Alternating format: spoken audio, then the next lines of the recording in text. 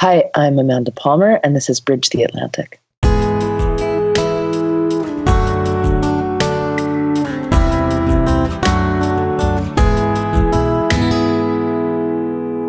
Welcome to Bridge Atlantic's interviews, where we get to know the people behind and in front of the creative industries. We're your hosts, music web designer Ross Barber-Smith from Scotland, owner of Electric Kiwi, where we create awesome custom websites for bands, artists and musicians. You can follow me on Twitter, Instagram and Facebook as Electric Kiwi. And I'm singer-songwriter and multi-instrumentalist Marcio Novelli from Canada, a man who wears many hats, literally and figuratively. When I'm not releasing music under my own name, I'm producing and mixing records for other artists. Speaking of which, if you'd like me to work on your next song or album, I'm currently taking submissions, so get in touch. You can connect with me on Twitter, Instagram, Facebook, Spotify, and Patreon, which are all my name, Marcio Novelli. And we are on Patreon as well, and we've got lots of exciting stuff to share with you on there. You can support us from as little as $1 per episode, and in exchange you get some Patreon-only exclusives. We have just upgraded a few things over there, so head on over. Yeah, perks on Patreon include early access to content, of course, sponsored ads at the start and end of our shows. So if you're a band or brand, let us talk about you on this show. And also you get a chance to co-host an episode alongside Ross and I, your two favorite co-hosts, of course. But most importantly, you will be directly enabling us to keep bringing you weekly interviews with interesting people with the goal of spreading knowledge about the music and entertainment industries and simply helping each other out, which is something that we should all be doing. And it's something that I know Ross and I are very passionate about. We are. And speaking of helping each other out, we've also got official BTA shirts available to purchase on our website. They look great on you, and trust me, we've seen you. You look great. And all proceeds go into helping us keep the lights on here at Bridge the Atlantic. There's a link to get them in our show notes, and if you use the coupon code BTAROCKS, you'll receive 10% off your purchase as our little way of saying thank you. And finally, I am recording my second full-length solo album, and I kindly invite you to help make it a reality. You can contribute to my crowdfunding campaign on Pledge Music by simply going to marcionovelli.com/pledge. No amount is too small, and I truly appreciate your support. Finally, everyone who pledges receives an immediate free download of my new acoustic EP, The Reimagining Volume 1, as a thanks from me to you. So go check it out. And I got to say, that EP is worth the pledge. So thanks, buddy. Get on there. Joining us this week is musician and best-selling author Amanda Palmer. Amanda is the lead singer, pianist and lyricist of the duo The Dresden Dolls and has released numerous solo records to critical acclaim. In 2012, she became the first artist to raise over $1 million on Kickstarter, with the resulting album Theatre is Evil charting in the US top 10. Her TED Talk on the art of asking went viral and was quickly followed by a book expanding on the subject, which became a New York Times bestseller. Hugely respected in the independent music industry, Amanda has a ton of advice to share. We're excited to learn more about her views on crowdfunding, building relationships with an audience, and more. So, hey Amanda, welcome to the show. Hello. Nice to be here. Yes, we are so happy to have you here. Why don't we just get awkward right off the bat and have you tell us 3 things about yourself that everyone should know? That everyone should know. I am a writer.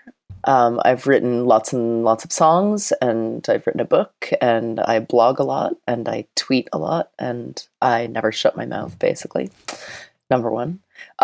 Number 2, I am a mother. I just had a baby 20 months ago. Oh. And that's been really fucking interesting. And number 3, I am broadcasting from Neil Gaiman's writing cabin because there's so much action going down at our house that I snuck up here. Very nice. Well, actually, I have a quick story to share about you and Neil. So I've been a fan of yours since mid-2000s when Dresden Dolls came out. My husband is a big fan of Neil Gaiman.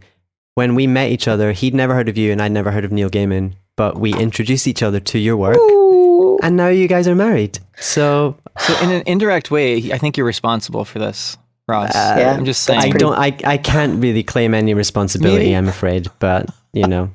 I think it's hard to meet an artist today who hasn't at least seen your TED Talk on the art of asking. And have you noticed a change in the way that artists are making a living since the talk, and especially since the book has come out, particularly relating to crowdfunding and that sort of thing? That's a good question. I think there's some fundamental truths about how artists are and how capitalism is and how, general audiences and consumers and appreciators of art have gotten used to the way of things. But I think, especially since Kickstarter began existing and people kind of got over their initial oh, that's weird, I don't get it, I don't really want to do that, that just seems kind of gross and dirty. I think there's still a stigma around crowdfunding and artists just directly looking at the world and saying, hey, if I'm going to do this, I need money, so can you be the one who gives the money?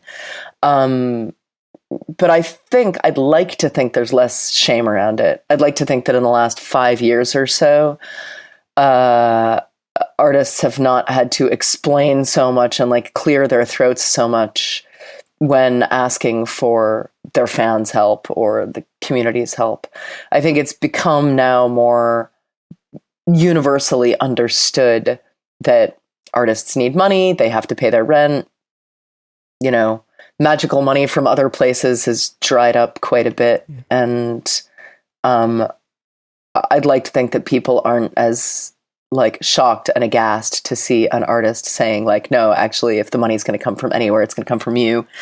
So can you give me it? Well, I think you had a big part in that, though. I think you're being modest. I think you had a really big part in that, because I remember I was very inspired seeing that, because it is very difficult to ask for money, anyone, to do that. And I know when I first did that, it was kind of oh, you're just asking for money. And what people don't realize, and I try to help explain, is the money's going to come from somewhere.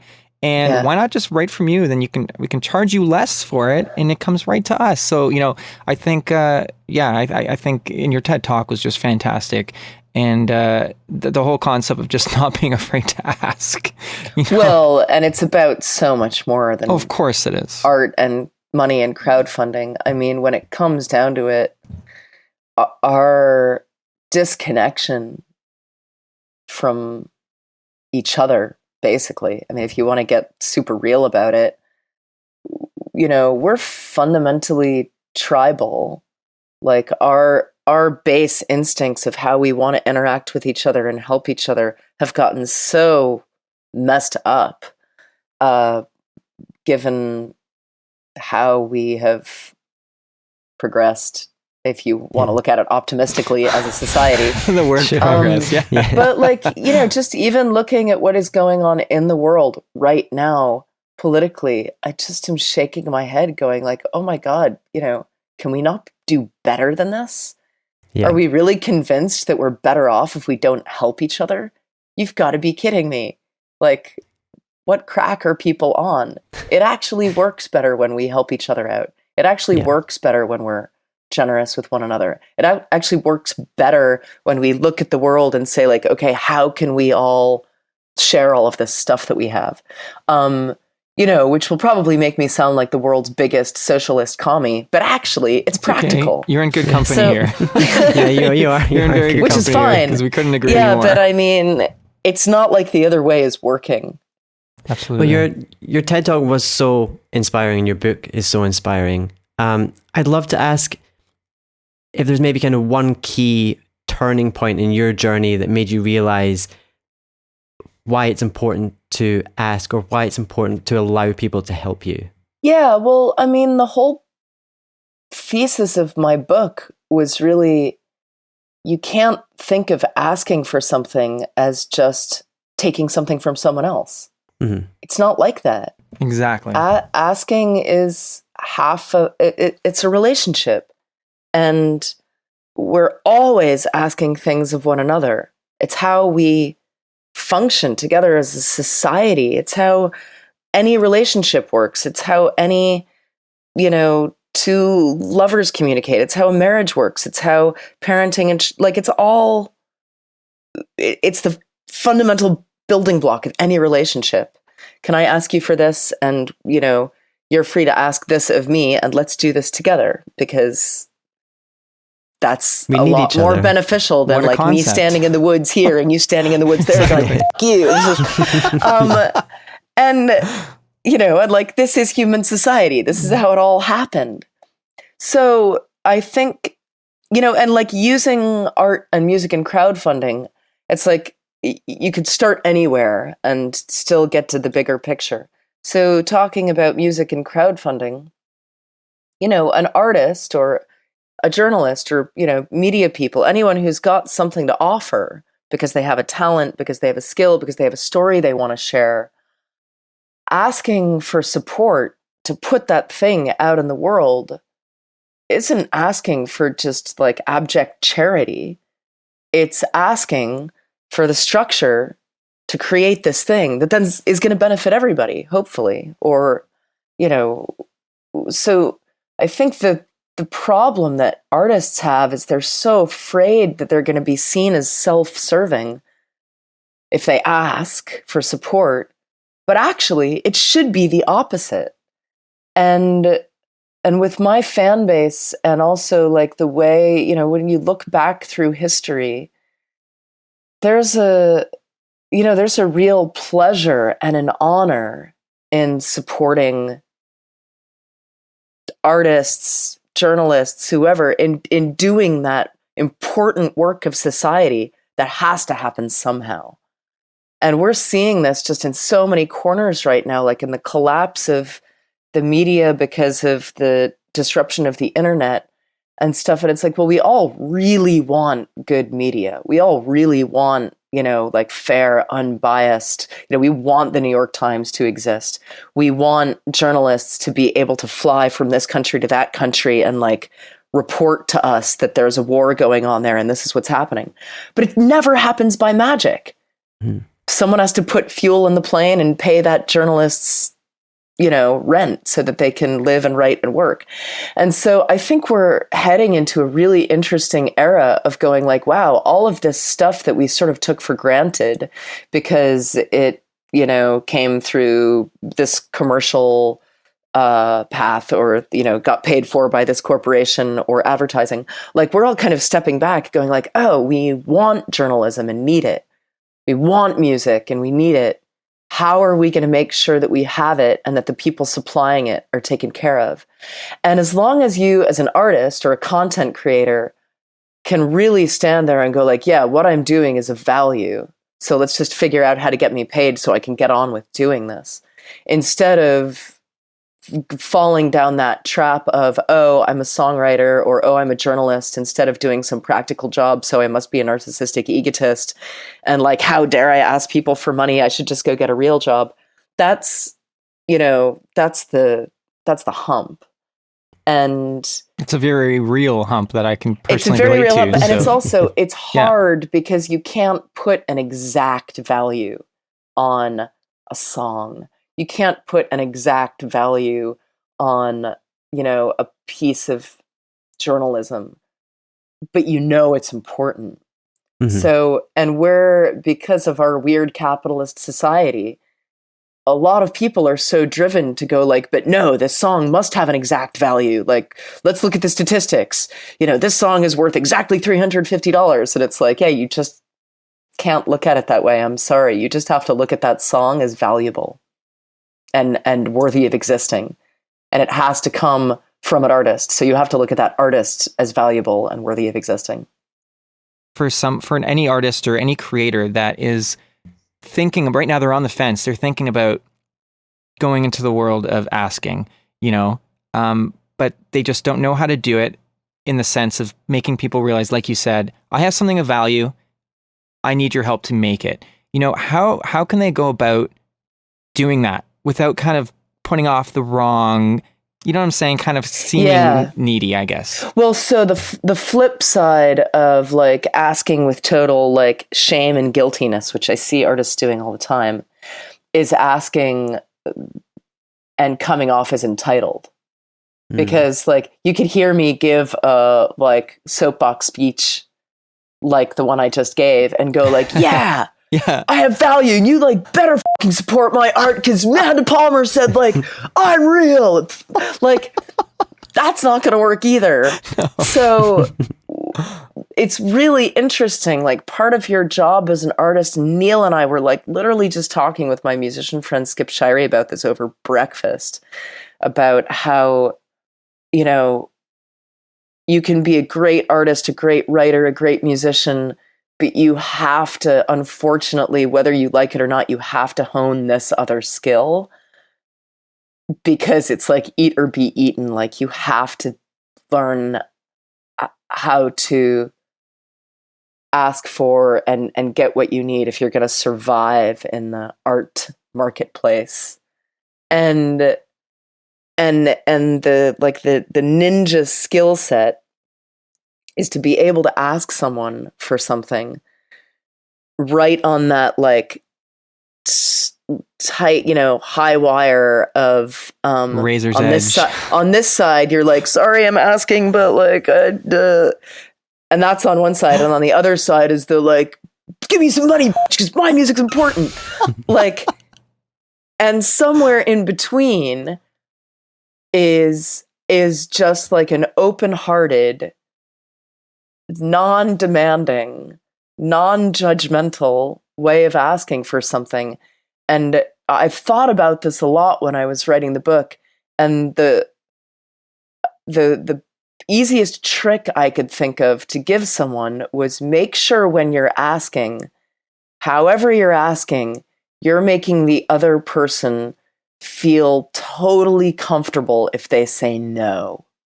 Oh, wow. And if that's true, you've asked the right way. And if it isn't true, you've fucked up. So, like, there really is a difference between saying, like, I really hate to bother you, but can you do this? Can you give me this thing? That kind of makes the person feel guilty. Mm-hmm. And on the other side, going like, can you do this? Like, I really, really just need $50. That really is hard to say no to. Mm-hmm. But if you say, listen, no load, no commitment, I could use this help. Could you help in this way? But if not, it's fine. That sort of goes like, oh, okay, like, she's not going to be pissed if I say no. And also, like, bonus points, when you ask someone that way, they're way more likely to say yes. I was going to say they want to help you, right? They don't feel like they're being pulled. Look, this non-obnoxious artist is not being obnoxious to me, and this is the kind of person I'd like to help because I feel unyelled at. Right. And, you know, and I would dare say again, like, this not only holds true for crowdfunding music, but like, this applies to your marriage. This applies to your relationship with your parents. It's so this true, applies to every relationship that you're in, which is, you know, don't put a load on the other person. That's never going to work. So maybe we should all, as artist creators, start practicing this just in our regular lives, just as people, because that's just going to be natural. And it's the way we really should be with everybody in our lives. You should write a book or something. Have you considered this? I already did. We're so funny. I'd like to ask you really quickly, because I was reading your blog, and it was the most recent blog about insecurity and the fraud police. And I think it's an important subject and definitely something a lot of artists can relate to. Can you very briefly tell us how you deal with those feelings? I think a lot of people look up to you as, you know, you're an innovator, you're a very inspirational kind of artist. Is there anything that we can maybe learn from you in dealing with those feelings? Well, so yeah, specifically this blog was about feeling really insecure, like very specifically when stacking yourself up to that person who's next to you. Mm-hmm. And in my case, you know, I was talking about my female indie rock peers like Regina Spektor and PJ Harvey and Fiona Apple and Lorde. You know, I look at Lorde and I'm like, you drive me crazy. Like, you put out your first record at 17 and then you took a 5-year break and then you put out a perfect second record because you're doing everything right. And it's like, you know, and I've been noticing these thought patterns like my entire career. And, you know, first of all, like, noticing that you're doing that is already like a massive, explosive piece of growth. To even just stop and stand outside yourself and go, oh my God, you're thinking this way. That's crazy, isn't it? instead of just following the path of like guilt, doom, insecurity, whatever it is, and being inside of it, being able to step outside of it and kind of look at yourself objectively and say like, oh, that's a kind of a negative pattern of thinking, isn't it? Like, and it's not helping you, and it's not helping anyone else, and it's not contributing to the music industry being any better. In fact, you're probably making it worse by thinking that way. But I actually, it's funny is I find the best way of dealing with those feelings is I share them. I talk about them, and they're kind of scary to share because they're creepy. And even writing a blog like that, where I sort of talk about like looking to my left and seeing Regina Spektor and going, oh, if I had only done that with my career, she must be happier in these ways because she has that.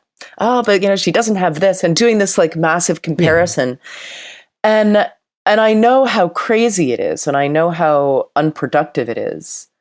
But sometimes the best way of like getting it all out of my head and sort of getting out of thought patterns is just like sitting down and writing about it, and then being able to look at it and laugh at it, and being able to share it with my community, because there's always that little hesitation where I press send on a post like that, and I'm like, this is making me feel quite vulnerable, actually. Like, did you reveal too much? Did I reveal too much? Like, Does this feel like navel gazing? Like, is Regina Spektor going to see this blog post and go like, oh, Amanda Palmer's creepy? Like, is anything like that going to happen?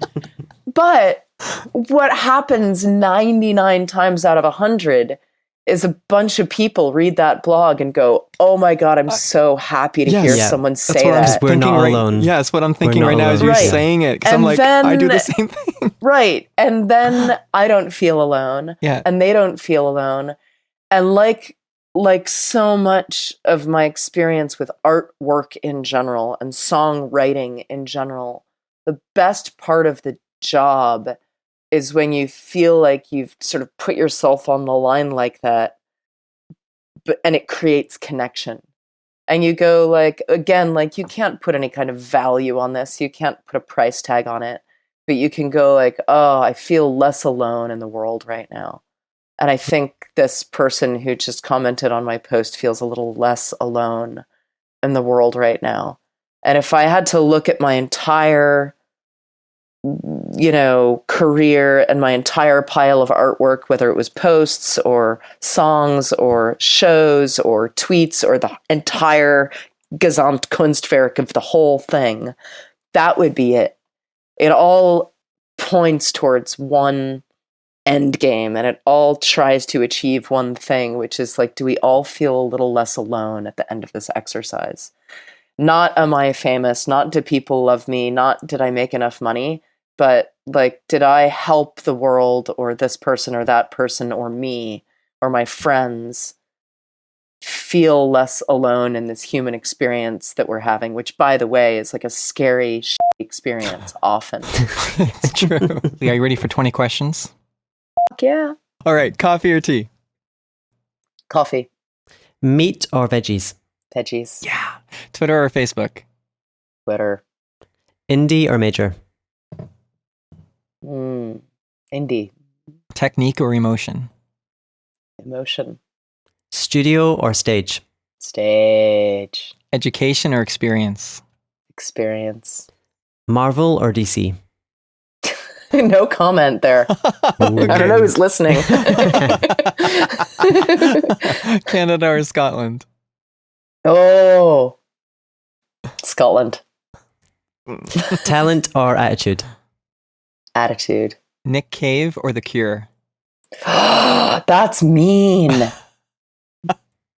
We asked the tough questions here on Bridget. Oh my God, that's like tearing me apart. I did say I was going to try, and it seems like I'm doing pretty well. Oh yeah, right now at this point in time, I'm gonna give it to Nick, but it's a tough call. Piano or ukulele? Piano. Kickstarter or Patreon? Well, Patreon for the moment. Yes, that's where I'm hanging out. A few years ago, Kickstarter. Another one you may want to be careful answering. Twin Peaks or Doctor Who? Oh, that's very easy. Sorry, Twin Peaks. Okay, there Sorry, you go. Doctor I got to Who. check that out. Blur or Oasis? Blur. Woohoo. Michael Jackson or Michael Bolton? Real question. Is that even a question? It is a real question. Oh, yeah, totally. How is that a question? That's Michael Jackson, hands down. Sorry to the Bolt. Celine Dion or Marilyn Manson? Ugh. That's hard in a sad way. Is that another skip? Am I allowed? Do I get one skip? I'm gonna skip. You can have one, but be careful which question you use it on. That's all I'm saying. Well, okay. I could imagine it being worse, so I'll give that to Celine Dion. Okay. Whale or kale? Open to interpretation. Yeah, kale. Bette Midler or the Riddler, simply because they rhyme. Wow. How sophisticated we are here. Well, give it to Bette because she's not a fictional character. Or is she? No, she's not. Oh, and your that's final super question. real. Your final, ultimate, number one question. Oh, God. Ross or Marcio? I think I'm going to pick Ross. Oh, Sorry. But that's because you asked me. If he had asked me. That's my theory. My theory is that Ross gets picked more often because he asked. He asked. Exactly. Well, it's we're going to on put that theory topic. to the test, and we're going to switch that around. We're going to start switching that around. Yeah. Amanda, before we wrap up, for artists who would like to embrace a direct-to-fan route, is there some actionable advice that you can offer to help them get started on that road? One of the most important things to remember if you're an artist and you're beginning and you're trying to crowdfund, or you're trying to start a subscription, or whatever, you're trying to start a Patreon, is to remember that like crowdfunding in itself doesn't supply you with an audience. You have to come with the audience. Mm-hmm. It's bring your own audience. And I think people forget that, because I think I've had a lot of people, sort of come to me and say like, okay, I did everything you said. Like, I'm a great artist. People think my art is great. I started a Patreon, but no one's joined it. And I'm like, well, yeah, I mean, there's a lot of groundwork that you actually have to do before you can just expect people to plunk money in your bank account. And a lot of that just has to do with, have you proven already that you're trustable? Have you proven that you're going to continually deliver content? And are you expecting too much? So like, if you're a little local band and you like play your local pub once a month to a like enthusiastic audience of 50 people, it's pretty like reasonable to expect that if you did a crowdfund, you'd get 50 people, because those are your people. They're not these other imaginary people who are going to come out of nowhere, who've never heard of you, who are going to support you. You're talking to those 50 fuckers, and you're hoping that they're going to help you. They're your fans. They're your friends. And that's it. There is no other magic group of people. And I think it's really important for artists to just step back and look at the reality of their world and the reality of their community and go like, okay, cool. So if I'm going to use Kickstarter, it's realistic to think that like this many people are probably going to want to help me, and maybe hopefully more, because maybe they tell their friends, they those friends tell their friends. But making sure that your expectations are pretty real can be hard to do, because you've got to strip your ego away and like take a look around at who's there and who looks enthusiastic and who wants to help, and say, this is what it is right now. It's 40 people. This is what it is right now. It's 400 people, or it's 4,000 people. But it's not like, because I was brave and I started a Kickstarter, magical people are going to show up and care about me and my art and help me. It doesn't work that way. And going in understanding that is really important, because then you don't wind up disappointed. Is there anything before we wrap up that you'd just like to add here, and say to anyone who's tuning in? I can see 2 deer and they're really beautiful. You heard it here first. And I can see 2 deers in my screen as well. How sweet is that? No, not really. I mean, I could talk to you guys about a million things. For and we would love to, but we know that you've got places to be. I'd love to ask something. Sure. Of our audience, whoever is watching this. If you have found any of this interesting, join my Patreon, because it's a really, like, your Twitter versus Facebook question that I would have loved to expand on, because I'm really getting very frustrated with Facebook and it's kind of evil algorithming, and I'm excited to bring people into another corner of the internet where we're not just relying on Facebook to communicate, and the Patreon has been great for that. It's a very cool community, and I've been loving it. And it's, and it's cheap. You can join it for $1, and I've been really excited about what that's going to do, how it's going to work, and other than that, I think I'm good. That's the best place to connect with you online. Absolutely. And you can find us on Twitter, Facebook, Instagram, iTunes, and YouTube. Don't forget to visit our website and pick up one of our shirts while you're there. And as I mentioned earlier, I'm currently working on my second solo album, and you can be a part of it at marcinovelli.com/pledge. When you support my new album, you also get an immediate free download of my new acoustic EP, The Reimagining Volume 1, as a thank you gift. Follow me on Twitter, Facebook, and Instagram, as well as Spotify and Patreon, which are all my name, Marcio Novelli, MARCIO NOVELLI. Well done. Thank you. Well done. Gold star. Yay. I'm working on websites for various artists at the moment, and you can check out my work at electrickiwi.co.uk. You'll find me on Twitter and Instagram as Electric Kiwi, and on Facebook, Electric Kiwi Design. This episode was brought to you by the wonderful 30 Roses, a virtual assistant and consultant to musicians and other creatives, as well as Chris Keaton, Music Entrepreneur HQ, and Social Search. All links are in the show notes, so please check them out because they do what, Ross? They keep the show alive. And if you would also like to keep the show alive, you can become a sponsor or a patron at patreon.com/bridgetheatlantic.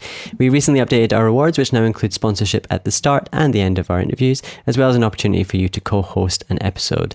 Make sure to subscribe on YouTube and iTunes so you don't miss any episodes, and leave us a comment and let us know what you think of the show. Amanda, this has been fantastic. We cannot thank you enough. We are fans of what you do, and it was really exciting to talk with you today. Thank you guys both. Chia forever. Thanks so much. Hi, dear.